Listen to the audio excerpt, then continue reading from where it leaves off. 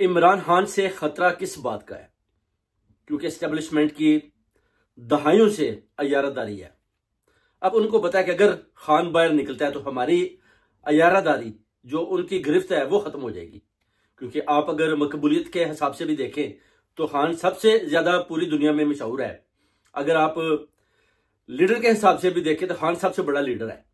अब खान का ही जो आप देखें बात ओवरसीज कम्युनिटी के अलावा पूरी कौम, अवाम और दूसरे मुल्कों की जितने भी लोग हैं वो मानते हैं। जैसे कि रेमिटेंस का जब उन्होंने बोला था कि इनको भेजना बंद कर दें, तो जो अभी रिपोर्ट आई उसमें आप देख लें 4.8 मिलियन पैसा कम भेजा गया। यानी इसका मतलब है कि ओवरसीज कम्युनिटी खान की बात मानती है।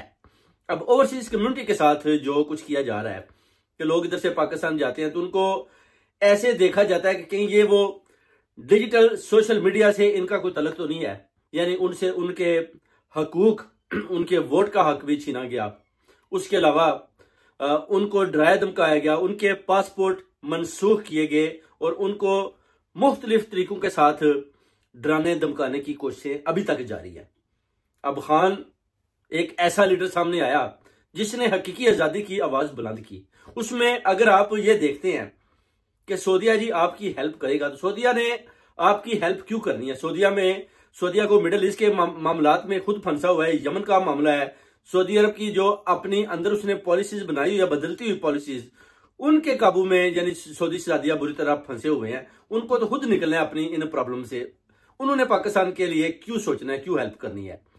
अब एस्टेब्लिशमेंट को सिर्फ और सिर्फ खौफ है कि अगर खान साहब बाहर आ जाते हैं तो अंदर से ही खान साहब को संभालना हमारे लिए मुश्किल है। अगर बाहर आएंगे तो फिर जो उनका बयानिया है, जो इनका विजन है, वो उसके साथ टकराना मुश्किल हो जाएगा। और हम जो 75 सालों से पाकिस्तान के ऊपर हुकूमत कर रहे हैं, हमारी गिरफ्त जो है ना वो खत्म हो जाएगी और हमें उन बॉर्डर लाइन से पीछे जाना पड़ेगा जिधर खान साहब बार बार पैगाम देते हैं कि आप सरहदों पर जाएं, आप अपनी बैरकों में जाएं, आपका सियासत के साथ कोई तल्लक नहीं है।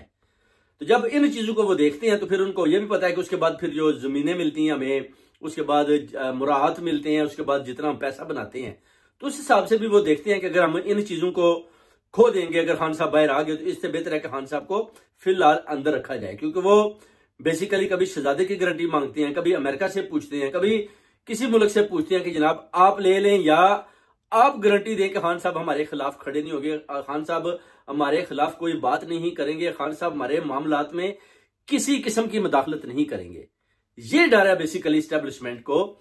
मगर खान एक ऐसा लीडर है, खान जीत चुका है। बेसिकली हर मैदान में खान ने जीत मारी है। आप देख लें, मैंडेट खान का चुराया गया, जगह जगह पर खान के ऊपर जाली केसेस बनाए गए, मगर खान ने फिर भी हर मोड़ पर इनको जीत कर दिखाया, जिसमें एस्टेब्लिशमेंट के अलावा हुकूमत को भी मुंह की खानी पड़ी।